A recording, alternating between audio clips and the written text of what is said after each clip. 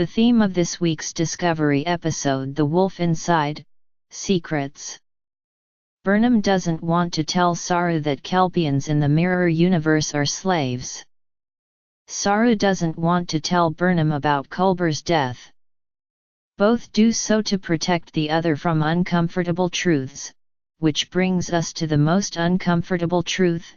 Ash Tyler, her first love, is actually a surgically altered Klingon spy and our old friend, the villainous Vok.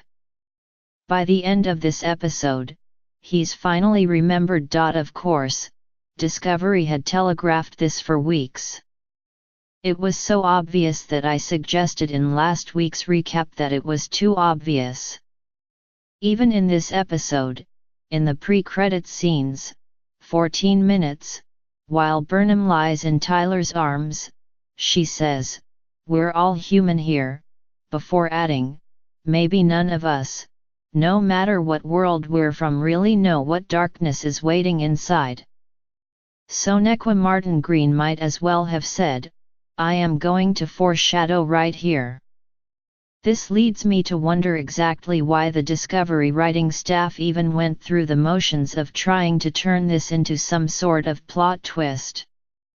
And if anything, now, there are more questions than answers. If Tyler was truly a Klingon spy this whole time, it once again calls into question Lorca's decision-making. He said he screened Tyler personally. How? And what was the point of Vok having his memories wiped so he wouldn't remember he was a Klingon until later? Because the memory wipe is what eventually blew Vok's cover as they come rushing back, it spurs Tyler Vok to attack Mirror Vok. Like with so much of the Discovery maiden voyage, the ambition and ideas are interesting, but the execution often leaves much to be desired. The pacing is closer to the lesser seasons of 24. Right when an interesting character or relationship is about to be developed, the storyline abruptly ends or shifts, often without a payoff that is worth it.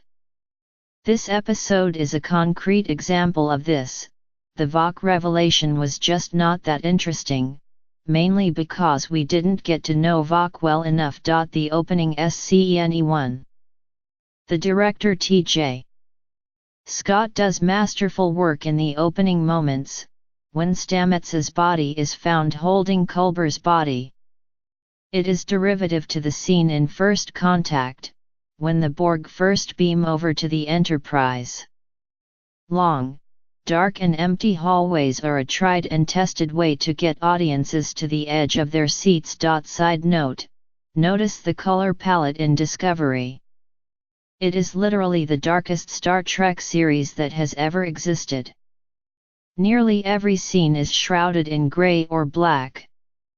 Even when Burnham and Tyler land on what seems to be a brightly lit desert, the colors we see are a darkly tinged blue. 2.